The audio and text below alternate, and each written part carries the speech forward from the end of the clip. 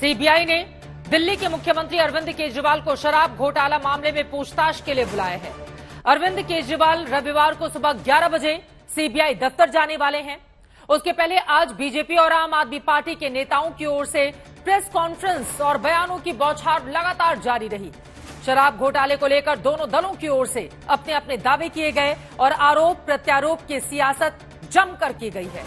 BJP ने 5 सवाल पूछे और समीर महेंद्रू से केजरीवाल की फेस टाइम पर बातचीत का राज पूछा। उधर केजरीवाल कह रहे हैं कि इतने दिनों की जांच के बाद देश की 2 सबसे बड़ी जांच एजेंसियों को एक ढेला तक नहीं मिला है, इसीलिए गवाहों को 3rd डिग्री टॉर्चर करके उनसे झूठे बयान लिए जा रहे हैं। केजरीवाल ईडी और सीबीआई अफसरों के खिलाफ केस करने की धमकी भी दे रहे हैं, जबकि दूसरी ओर बीजेपी अदालत में सिसोदिया की जमानत खारिज होने के पीछे के तथ्य और तर्क दे रही है। तो इस तरह दिल्ली के शराब घोटाले को लेकर दिल्ली में अब राजनीतिक तापमान ऊंचाई पर है। बीजेपी के खिलाफ विपक्ष में मोर्चाबंदी की कोशिश शुरू हो गई है। 2 दिन पहले लालू यादव के बेटे तेजस्वी को गुलदस्ता देकर स्वागत करने वाले केजरीवाल के बारे में खबर यह है कि अब कांग्रेस अध्यक्ष मल्लिकार्जुन खड़गे ने भी फोन करके केजरीवाल से बातचीत की है। आम आदमी पार्टी तो केजरीवाल को आज का महात्मा गांधी तक बताने लगी है। ऐसे में सबसे बड़ा सवाल यह है कि क्या शराब घोटाले के नाम पर अरविंद केजरीवाल को निशाना बनाया जा रहा है?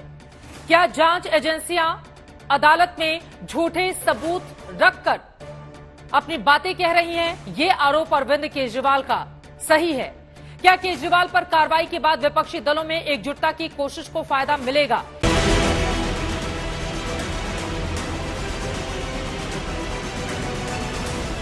दिल्ली में केजरीवाल सरकार ने नई शराब नीति बनाई। घोटाले का भांडा फूट गया, शराब नीति वापस ले ली गई।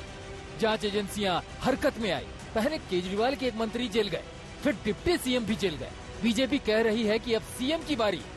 जैसे जैसे जुड़ रही है कड़ी, अरविंद केजरीवाल पास आ रही है हथकड़ी और डर लग रहा है आपको। शराब नीति पर महीनों की सियासत, बरसों की तोहमत के बाद अब बीजेपी ने केजरीवाल से छांटकर 5 सवाल पूछा कि शराब घोटाला सीएम के बिना कैसे संभव हो सकता है? क्या केजरीवाल ने समीर महेंद्रू से फेस टाइम पर बात की थी? शराब ठेकेदारों से केजरीवाल का क्या रिश्ता है? समीर महेंद्रू की कंपनी को 2021 में नोटिस दिया तो कार्रवाई क्यों नहीं की गई? और नई शराब नीति और अच्छी थी तो वापस क्यों ली गई? ये पॉलिसी जब पंजाब में लागू की गई, पूरी कॉपी पेस्ट पॉलिसी है, जब पंजाब में लागू की गई तो इस पॉलिसी से 50% रेवेन्यू 1 साल के अंदर बढ़ गया। 50% रेवेन्यू। सीबीआई ने केजरीवाल को पूछताछ के लिए 16 अप्रैल को सुबह 11 बजे बुलाया। बीजेपी का दावा है कि शराब घोटाले में जेल गए मनीष सिसोदिया के खिलाफ जांच में ही एजेंसियों को पुख्ता सबूत मिले हैं। बीजेपी ने दावा किया कि सिसोदिया ने निजी तौर पर एक्साइज कमिश्नर से कहकर समीर महेंद्रू को L1 लाइसेंस दिलाया था। शराब नीति के लिए बनी ग्रुप ऑफ मिनिस्टर्स की बैठक में 12% मुनाफे और होलसेलर वाली बात पर चर्चा नहीं हुई थी, बल्कि सिसोदिया ने ही सीएम आवास पर बुलाकर अपने सचिव को शराब नीति का ड्राफ्ट दिया था। सिसोदिया ने घोटाले के राज छिपाने के लिए अपने 4 में से 3 मोबाइल फोन तोड़ डाले। 14 में से 5 फोन तो इनके अपने पास ही हैं, जो कह रहे हैं कि मनीष सिसोदिया ने तोड़ दिए। उन 14 में से 5 फोन ईडी और सीबीआई के कब्जे में हैं। बाकी 9 फोन, मोस्टली फोन जिंदा हैं, कोई ना कोई इस्तेमाल कर रहा है। केजरीवाल ने अपनी प्रेस कॉन्फ्रेंस में तो कुछ नहीं कहा, लेकिन ट्वीट करके लिखा कि अब वह सीबीआई और ईडी यानी प्रवर्तन निदेशालय के अधिकारियों के खिलाफ अदालत में केस दर्ज करने वाले हैं, क्योंकि इन्होंने अदालत में झूठे सबूत पेश किए हैं। केजरीवाल आरोप लगा रहे हैं कि उनके खिलाफ बयान लेने के लिए जांच एजेंसी गवाहों को 3rd डिग्री टॉर्चर कर रही है। केजरीवाल ने दावा किया है कि चंदन रेड्डी नाम के शख्स की पिटाई करके जांच एजेंसी ने कान के पर्दे फाड़ दिए।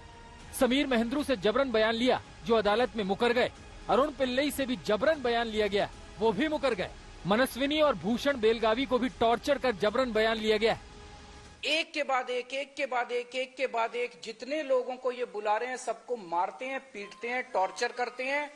एक ऐसा व्यक्ति है जिसे एक कमरे में उस व्यक्ति को बिठा रखा था, दूसरे कमरे में उसकी वाइफ को और उसके पिताजी को बिठा लिया और उसको बोलते हैं कि या तो इस कागज पे साइन कर दे, नहीं तो तेरी पत्नी को और तेरे पिताजी को भी जेल भेज रहे हैं। ये चल क्या रहा है? इस पूरे सियासी दंगल की कहानी कोरोना लॉकडाउन के दूसरे दौर के वक्त शुरू हुई थी, जब केजरीवाल सरकार ने 2021 में नई शराब नीति बनाई थी। इसमें नई नीति के तहत शराब बनाने वालों को ही बेचने का भी अधिकार दे दिया गया था। लाइसेंस फीस बहुत अधिक कर दी गई थी। इससे छोटे कारोबारी बाजार से बाहर हो गए और आरोप है कि शराब कारोबारी को 12% मुनाफे का नियम इसीलिए बनाया गया था ताकि 6% रकम केजरीवाल सरकार को दी जा सके। इन्हीं आरोपों की जांच में सीबीआई और ईडी के हाथ कुछ सबूत मिले, जिसमें मनमाने तरीके से शराब नीति बनाने और उसमें साउथ के शराब माफिया के शामिल होने के सबूत मिले। पंकज जैन, दिल्ली, आज तक।